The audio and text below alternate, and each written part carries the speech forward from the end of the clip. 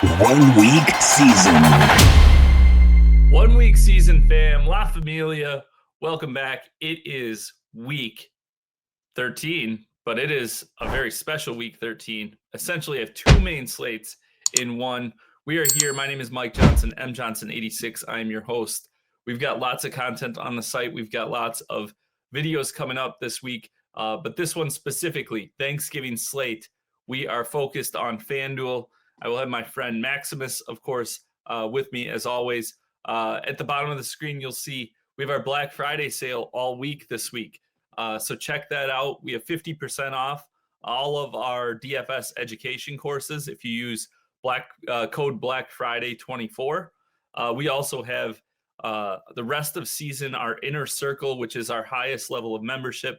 You can get access to that for only $49 for the rest of the season. That is really, that's a great price. It gets you all the way through the playoffs. Everything, that's the max membership that you can get with us. So for $49, you can come check us out, get some really good content, follow along, see what we're all about, and make a decision maybe if you want to check us out for the rest of the season. That's less than $10 a week. Really good. Use code Black Friday IC for that. Again, that's Inner Circle access.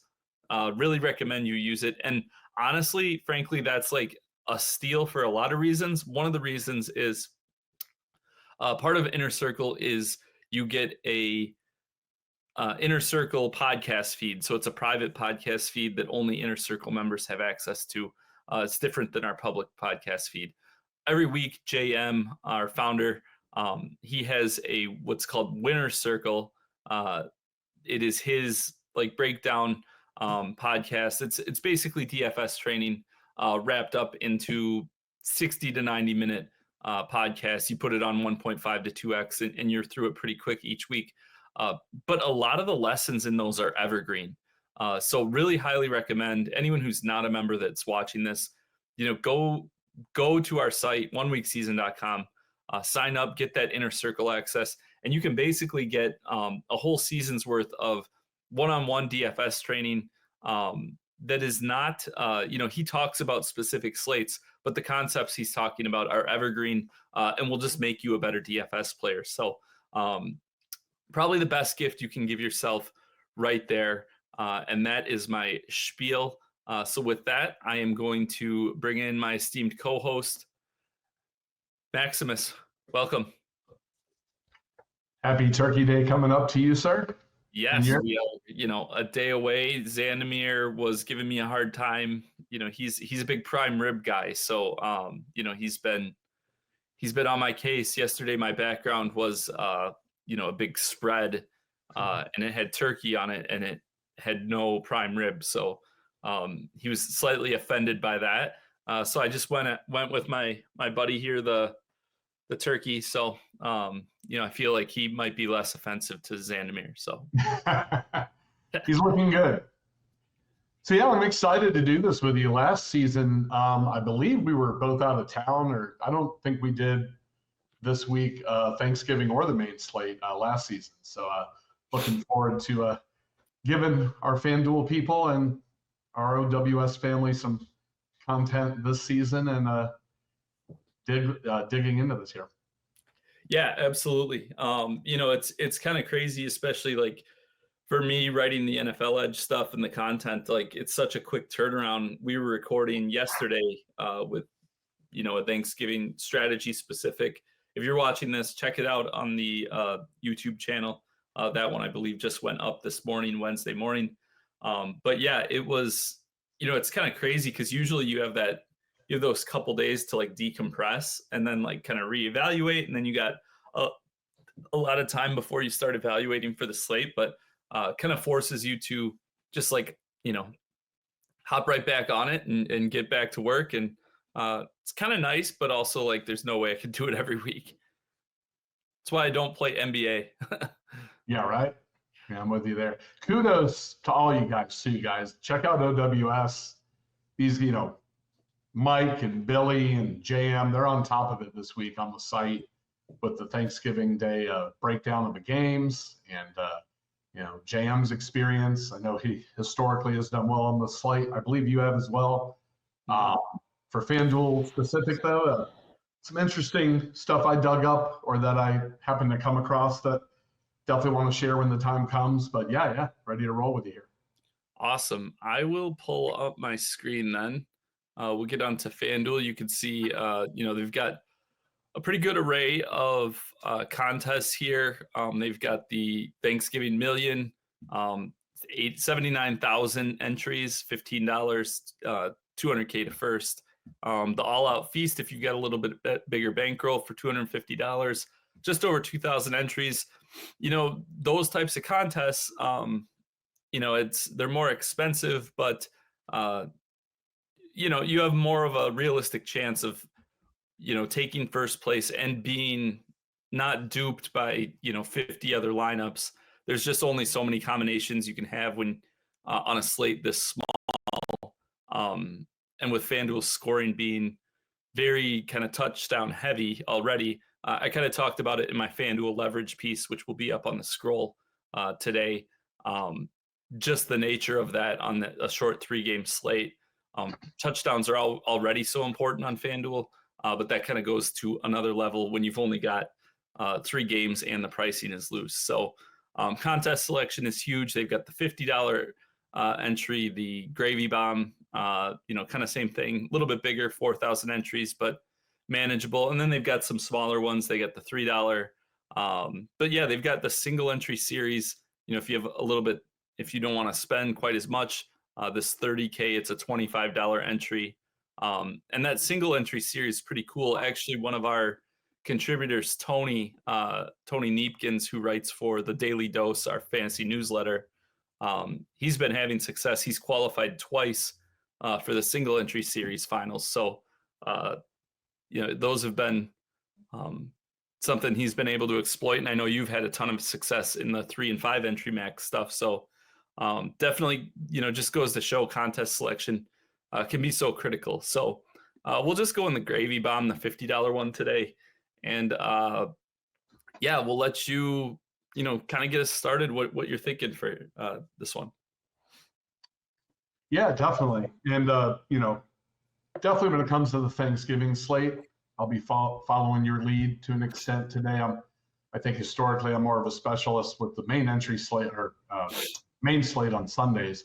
One more contest I will point out for our FanDuel people, the Green Bean Juke. It's a 20 entry max tournament. It's a $40,000 prize pool. So 20 entries, 20 teams max. It's $4 a team, and first place $10,000. Over 25% of the field gets paid on that, and that's one I think I'm actually going to be targeting for tomorrow. So a little less money, not so much of your bankroll to spend a little to hopefully make a lot. So I wanted to point that one out. Yeah, let's just go ahead and build in that one then. And I do, I like you bring up a good point. So it pays out 25% of the field. But then, let's say you want to play on Thanksgiving, but also like there's a lot of strategy angles that are fun, or that like you can play around with late swap and just like figuring out ownership and whatever. But there's also just like the entertainment value aspect and like how fun it is to like have a sweat and kind of be watching something, or when that last game comes on, have somebody to like kind of cheer for, or a lineup that's live. So like this is the type of like a 20 entry max. If you just play one entry in one of the bigger ones, if a guy gets hurt in the first game and like you're just dusted, like that's not very fun. So at the 20 entry max, if you're just looking for a sweat, and realistically, if you make 20 entries, you're probably going to have a handful cash at least. So that's a nice way to kind of break up your risk exposure and kind of give you more paths to at least having some entertainment value from it. So I like that. I like you bringing up that contest, because I think this is probably a good one for a lot of people. Yeah, absolutely. Definitely a fun one to go in. Full disclosure, I haven't been able to read all what I'm sure is great content from all you guys that you've been putting up over the last probably 12 hours or so. So I'm going to present my starting point opinion-wise and see what you have to say in regards to it. But based on what I have had time to study through, I'm really, at least for the sake of this team, to start the build. That first game, I definitely feel out of the three is, on the face of it, the one I'd be targeting the most. But I'm also curious to get your take on, or if you're going to echo the sentiments when you are doing a 150 entry or a 20 entry max type tournament. As far as I know, Billy has talked about it, around the OWS, about the duplicate teams, to where you kind of have some clone teams that you can kind of, if you're in a position to have the time in between kickoffs, to be able to assess and adjust if you feel you need to, kind of game by game. And I'm curious to hear your take a little bit more on that strategy for FanDuel. One thing I do want to echo or relay real quick, I came across an article from Brandon Dula. He's part of the FanDuel research team, and he was kind of breaking down the Millie tournament for the Thanksgiving slate over the last 5 years, dating back to, I think, maybe even the year before COVID. Because I think there's a perception from people I've spoken with who play the slate where it's 3 games, where because there's only 3 games, you kind of have to differentiate and find a punt play or things of that nature, maybe, or mix it up in the flex. But I'm going to relay this information here, but flex eligible players. This is a sample size of the last 5 years as far as winning lineups in the Thanksgiving Millie on FanDuel. The flex eligible players have averaged a snap rate of 75%, and only 4 of the 35 players have played fewer than 50% of team snaps of the GPP winning lineups.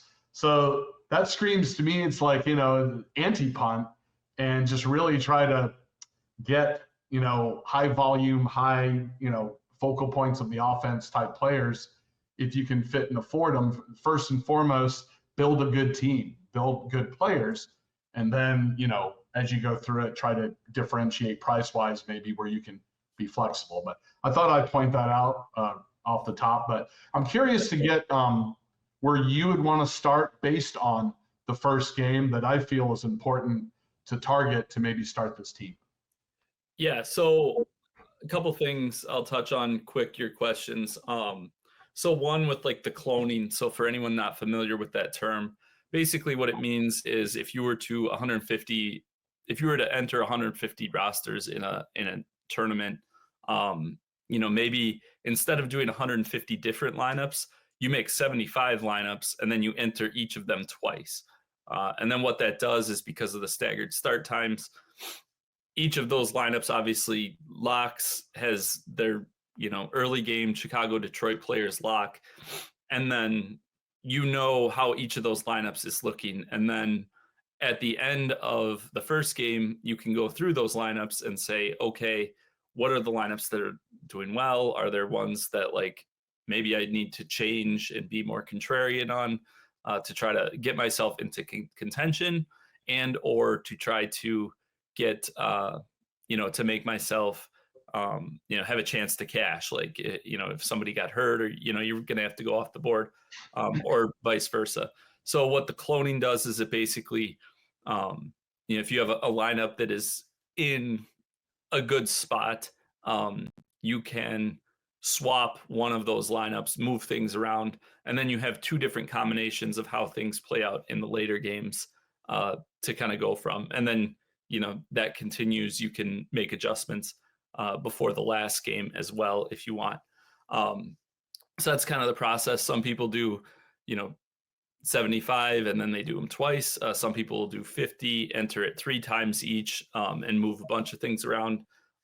So different ways that people approach it. And obviously you can do that if you did 30 lineups. You could enter 10 lineups and have each of them in 3 times. So it is something I do, because usually, so I use the Bink machine, our optimizer, to mass enter on the Sunday Million and the Rush, the $3 and the $15 on FanDuel every week. So basically, if I have time, some weeks I'll do 2 different runs, and maybe I'll be like more aggressive with certain players, or like have, slightly different player pools or whatever, and do 2 different runs of rosters in those. But most weeks I just do one, and I enter all my rosters in both tournaments. And then what I'll do is, so it's kind of cloning, is I'll go through in those rosters that are sitting really good. I might swap some things around in one of them or the other, depending on, which one, I think I need to be more off the board in, and which one I think I maybe have a better, more realistic chance of placing really high in. So, I'll do it sometimes. It's just a matter of risk tolerance, and if you have the time and mental energy and the ability to do it, because it does take a little bit of attention to do it correctly, because in theory it sounds really good, but also each of these entries costs some money. So if you're you might be better off just entering 50 lineups once and just rolling with it, or making your late swap decisions. It does make a little more sense, I think, for the average person on the shorter slate, just because there's not so many different combinations. Even on a regular main slate, if you've got 3 or 4 games in the late window, and then FanDuel, you've got the Sunday night game. Even after the early games, there's just so many different ways you could go with it, and sometimes you can like outthink yourself. So on FanDuel, with the gaps between games, on Thanksgiving, it makes a little more sense.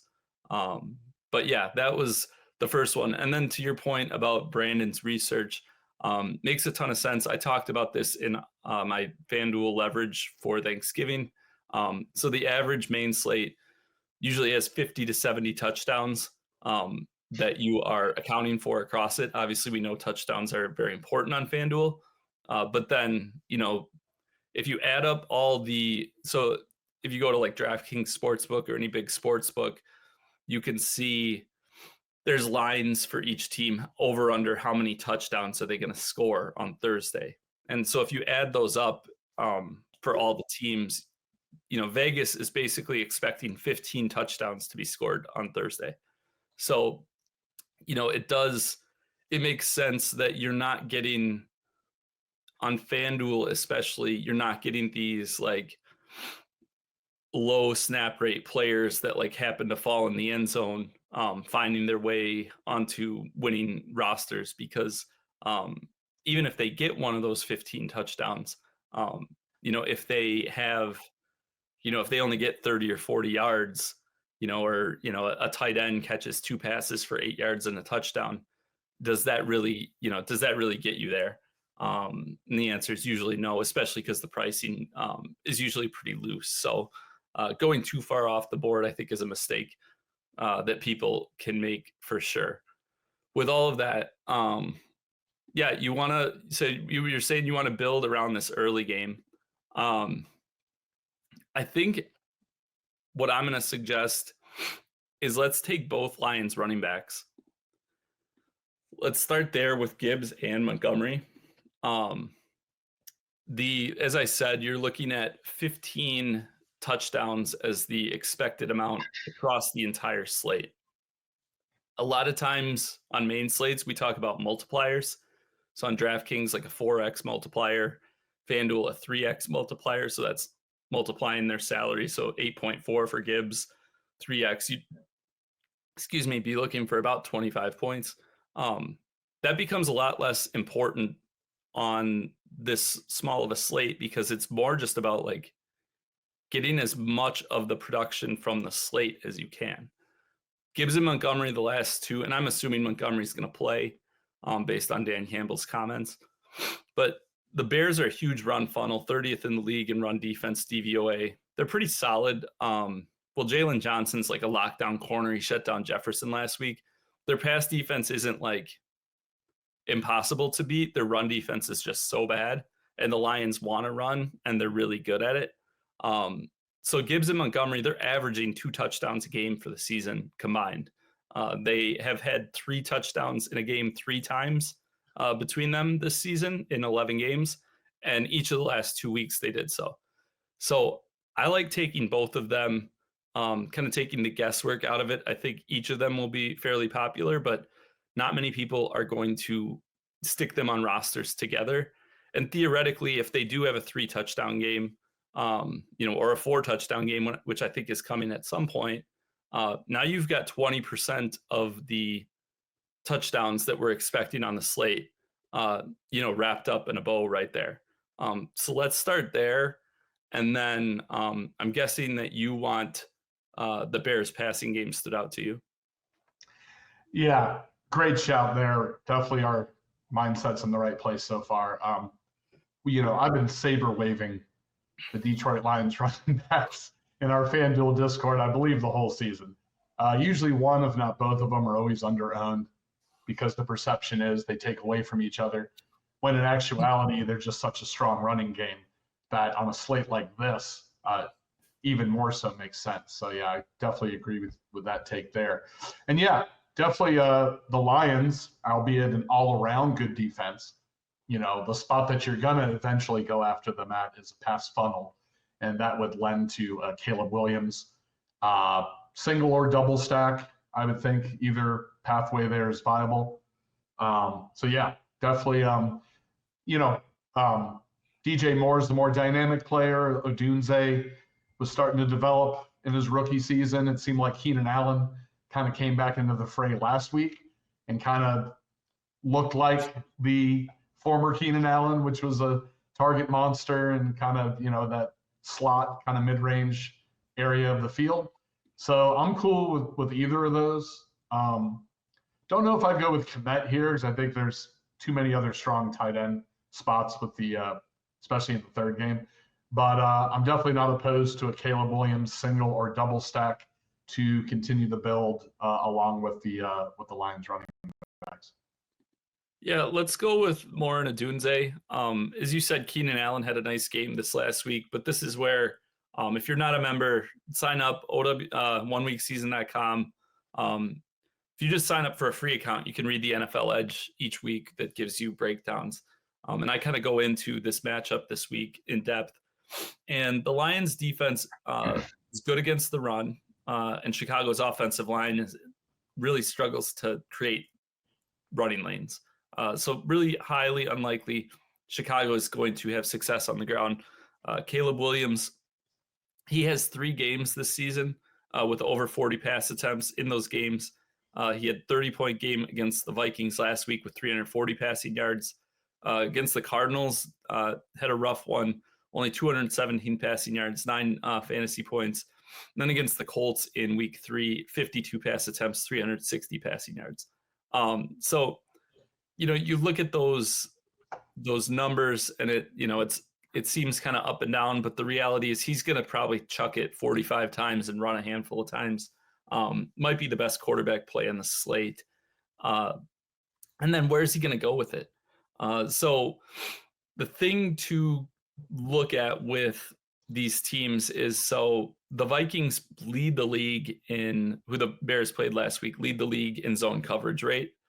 And the Lions lead the league in man coverage rate. So the Lions also have slot cornerback or safety. He's kind of a hybrid. Brian Branch is just like an elite player. So he's going to be primarily covering Keenan Allen. So last week where Allen was able to kind of run free and find spots in the zone, this week he's going to be dealing with a younger and very, very talented defensive back.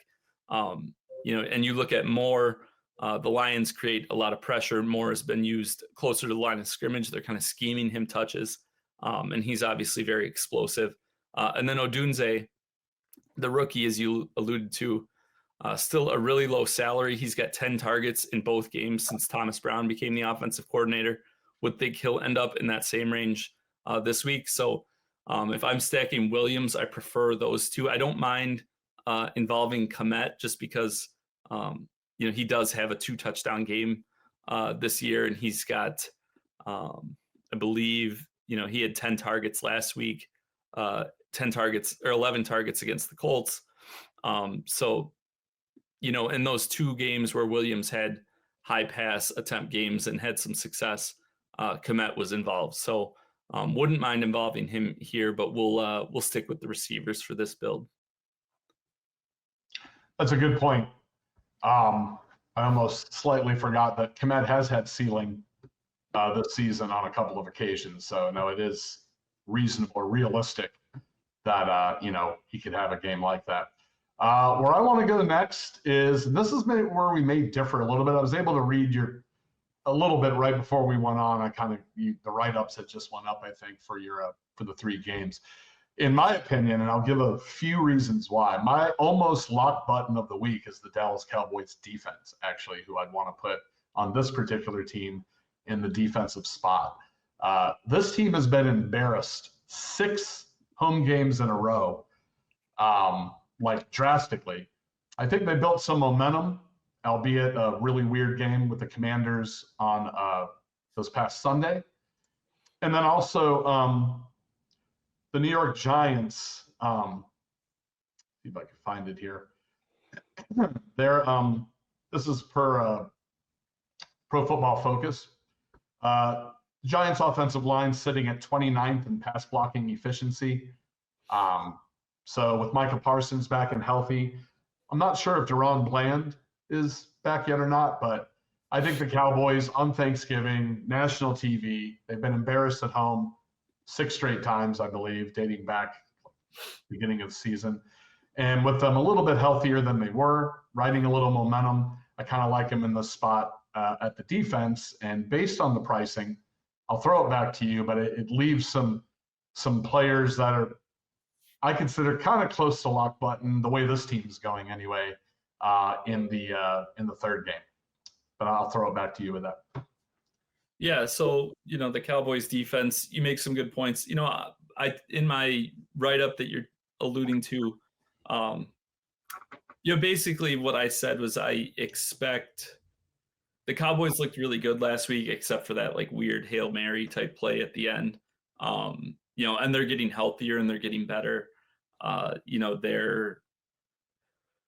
think the Giants are going to have more success, are going to be able to move the ball a little bit better, unless the team is totally quit. But last week they faced the Bucs, who, all season we've been talking about them as like a pass funnel defense. They're pretty good against the run, force a higher pass rate from teams. And with the Giants starting Tommy DeVito, just wasn't a good mix. Whereas the Dallas run defense has not been great. So, I think Tyrone Tracy could at least help them sustain some drives. Doesn't mean I think the Giants are going to smash by any means, but I do think, the Giants aren't going to, I don't expect the Giants to look as bad as they did last week. But like I said, the whole thing could be imploding and Dable could be fired on Friday for all I know. So, the Cowboys, I think, will probably be the most popular defense, which, as they should be. So, at this point, that early game, we've got the somewhat unique aspect with Gibbs and Montgomery, probably the chalk defense, and then Williams, Moore, and Odunze will be a pretty popular combo. So at this point, this is even in this 11,000 entry tournament, you got to start thinking about, are you going to differentiate? How are you going to differentiate? Let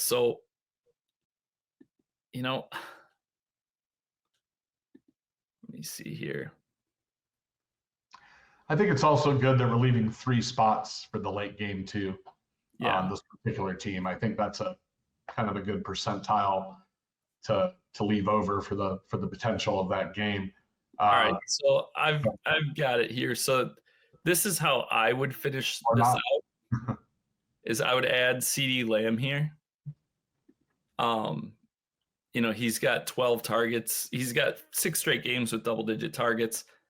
He had 2 touchdowns in the Niners game, hasn't scored a touchdown otherwise. I think that changes pretty soon. And he's kind of the apple of Cooper Rush's eye. And so looking how you're going to spend the rest of this salary, and try to somewhat differentiate ourselves, right? Try to find a way. I think that people who are hand building a lineup like this, their thought would probably be either Achane or Dowdle in the flex. Achane just as like the way to spend that money with what you had left, or Dowdle to kind of correlate with the Cowboys defense. So I think Lamb, if he has a big first half, he could have 100 yards and 2 touchdowns. Am I still recording? You're fine with me. Okay, sorry, it like froze for a second for me. No worries. So yeah, Lamb. I think Lamb instead of Dowdle, he could have 100 yards and 2 touchdowns at halftime, and they're in control, and then Dallas kind of rolls with it. And then what I'm going to suggest for these last 2 spots is to play 2 tight ends, both from the late game. So you'd go with Jonnu Smith and Tucker Kraft, get about $100 left over there. Tucker Kraft, so his best game of the season, in which he had 2 touchdowns, was against the Rams in week 5. Relevant, that is the game that Romeo Doubs was out for. The Dolphins defense also, I talked about this in the NFL Edge write-up. They ranked 26th in run defense DVOA, so I think people will gravitate towards Jacobs after his big game last week and a lot of touches and stuff. But if you look at the Dolphins recently, they've been pretty good the last 5 games in run defense as they've gotten healthier. And I think more importantly, since Tua came back, they're just not, when the offense isn't constantly having 3 and outs and they're not wearing down and getting run all over, that helps them. So, the Raiders, Patriots, and Cardinals in their last 5 games have all averaged under 3 yards per carry from their lead backs. And then Kyron Williams and James Cook from the Bills and Rams, both, had like 50, 60 yards on 4 yards a carry, but nothing special. So, Kraft, he had his big game last time Dobbs was out. And we know, he's capable of a couple touchdowns. And to finish off that Dolphins defense thought, Jalen Ramsey and their secondary are very good against receivers. So people will naturally look at Wicks and Watson, I think, replacing Dobbs. But, Kraft is the guy who I think like path of least resistance is going to be the middle in the passing game. And then Jonnu, again, from the NFL Edge, I'm actually just going to pull this up quick because it's like a crazy stat. So over the last... So the Dolphins had a week 6 bye, and since then the receiving production for Miami is, you know what? I'll just share this tab instead. So can you see that up on the screen? Yeah. Yeah. So Jonnu Smith, 34 receptions, 395 yards, 4 touchdowns. Tyreek, 26 for 285 and 2. Waddle, 20 for 290 and 2, with most of that coming last week. So he's essentially been their top receiving option this since their week 6 bye, is they're trying to get the ball out of Tua's hands quicker. So I think each of these guys, similar to the Lions running backs, I think each of those guys will be popular. But 2 tight ends will be less popular, and 2 tight ends from the same game, especially. And similar sort of deal, if we're talking 15 touchdowns across the slate, tight ends can, they have a high propensity for, bigger bodies. They'll score some touchdowns. So you could easily get three touchdowns from the duo. And like I said, kind of most people who built the way we started the build will go with Dowdle or Achane, I think, instead of Lamb. So yeah, I'll comment on yours, and then if I may, I'll give one more alternative to finish the team out. Maybe obviously if doing multiple teams. Yeah, I like the Tucker Kraft shout out. No Romeo Doubs most likely this week. That's going to filter more opportunities to somebody like Tucker Kraft. I agree there.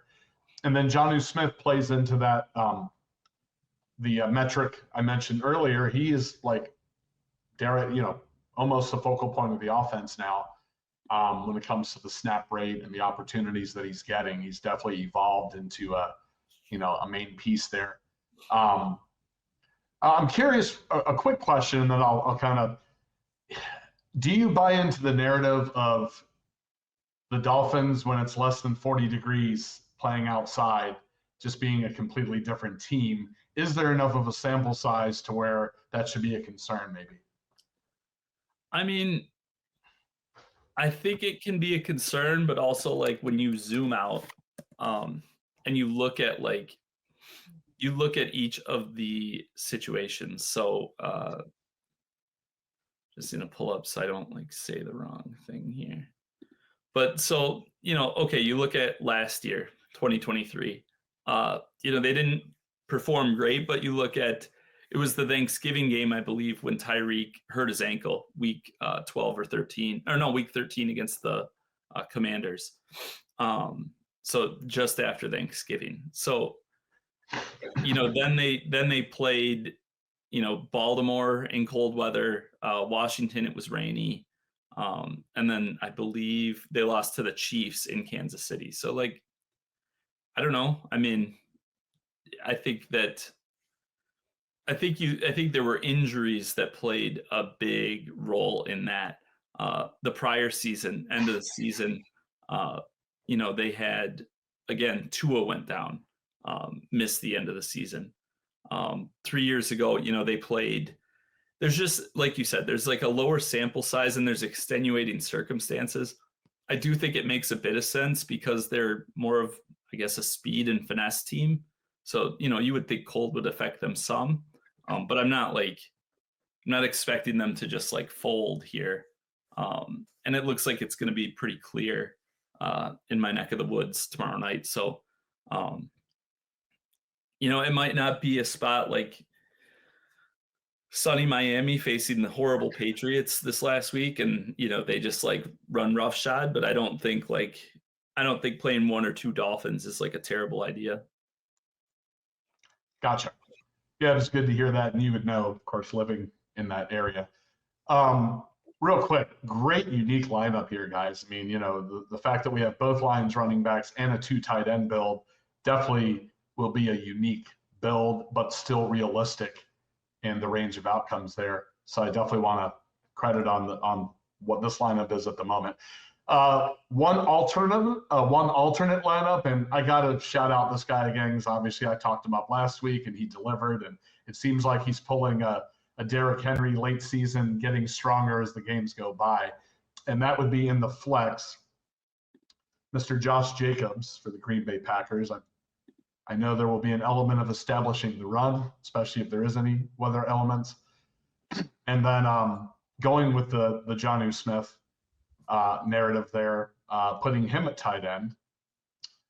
And then that leaves $6,400, and that can get you up to either Waddle or Christian Watson, or, even Jameson Williams, Wandale. If you leave some salary left over, that's another aspect that usually is more talked about for showdowns. I don't know if their mindset is as much to leave salary on this kind of slate, but it would definitely be a way to differentiate and then still get a strong play in to finish the build. So I just wanted to, show that route as well, because I think Josh Jacobs is going to be a heavy focal point of that offense still. Yeah. And then I think, another way you could do it is you could go to if you went to Jacobs, you could swap the Cowboys to the Lions defense. And, kind of going along with the narrative of how the story the rest of the lineup's telling is, the Lions running back smash. Caleb's throwing a ton. That could lead to, a pick six or multiple sacks or multiple picks. But the Bears, he could still throw for 350 yards, 3 touchdowns, and 3 picks. You could spend up a little. And again, to finding just like unique ways to build that might not be optimal on a main slate, but on a small slate like this, have more viable paths to the top, because nobody, it just feels really weird to play your the quarterback you're playing to play the defense they're against as well. So you could do that, and then you can go ahead and throw Dontavian Wicks, who should have a full snap rate or close to it this week with Dubs out. And the other unique aspect that this ends up with is you have zero exposure to that middle game, which again is like very uncomfortable. People do not like to have zero exposure to one of the games on these 3-game slates. So just simply doing that, building a couple lineups that have no one from those games. And it's not that hard to see a path to where that plays out, to where, neither defense, the offenses play conservatively. They've got backup quarterbacks. The touchdowns are scored by the expensive players, but they don't have enough other production to get more than, 13, 14 points. So they're not optimal.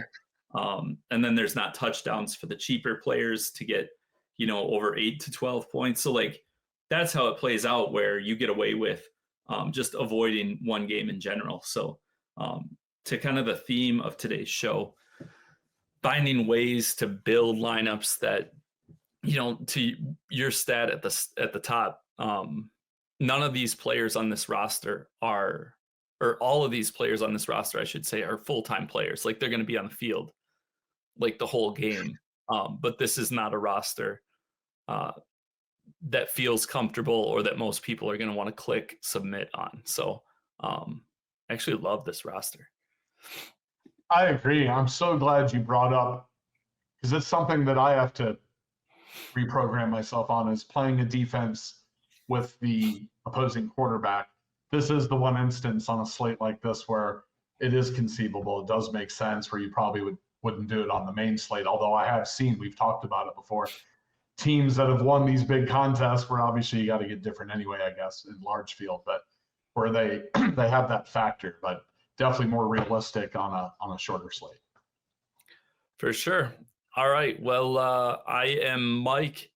He is Max. Actually, I'll quickly review the lineup for this goes on our on our podcast, so people can't see the screen. So the lineup that we were with was Caleb Williams, DJ Moore, Rome Odunze, with the Lions running backs Gibbs and Montgomery. And then we had Dallas defense, CeeDee Lamb, Jonnu Smith, and Tucker Kraft.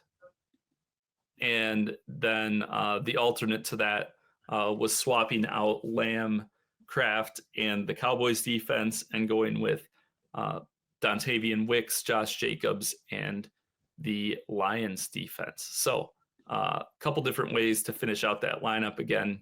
And of course, those other than the defense, those last 3 spots, other than being able to go to the Lions, you could build that roster and you'd have the first 5 spots locked in, and you could swap, Kraft and Lamb basically to Jacobs and Watson, or Jacobs and Wicks if you wanted. So yeah.